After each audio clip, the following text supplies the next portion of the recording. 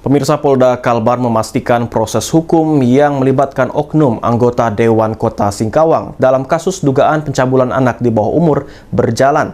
Polda Kalbar akui proses hukum dilakukan transparan untuk mengungkap kasus ini.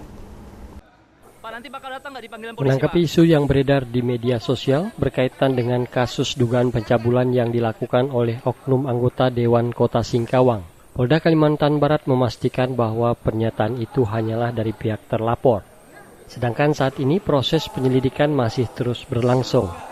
Kapolda Kalimantan Barat Irjen Polisi Pipit Trismanto mengatakan bahwa tidak ada satu orang pun yang kebal hukum. Dan isu yang berkembang di media sosial adalah pernyataan dari pihak terlapor. Silakan dibuktikan dengan membawa alat bukti di persidangan, ucap Irjen Polisi Pipit Trismanto ketika mendampingi Kompolnas melakukan supervisi di Mapolda Kalimantan Barat terkait kasus dugaan pencabulan yang dilakukan oleh oknum Dewan terpilih di Kota Singkawang. Komitmen saya menjabat Kapolda di sini sudah jelas.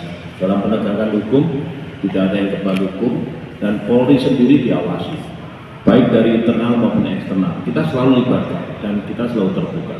Artinya bahwa jika kami ini kan versi dari pihak terlapor, ingat itu versi pihak terlapor. Tapi kami tetap tentunya rekan-rekan dalam penegakan hukum kita memang di langkah awal adalah melakukan penyelidikan dan penyidikan. Bila itu dinyatakan nanti lengkap, nanti pasti itu akan berhubungan dengan kejaksaan, di mana kejaksaan harus menentukan bahwa sudah lengkap atau belum alat buktinya.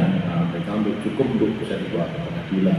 Artinya kita berusaha seoptimal mungkin, seobjektif mungkin melakukan penanganan ini agar nantinya bisa diuji di pengadilan dengan seoptimal mungkin dengan alat bukti yang cukup. Ini rekan-rekan.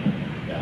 Kemudian jika memang ada tuduhan-tuduhan ya seperti kemarin dilihat di medsos atau mungkin dibilang tidak cukup bukti, itu kan gelar perkara versi yang dimana masukannya hanya sepihak.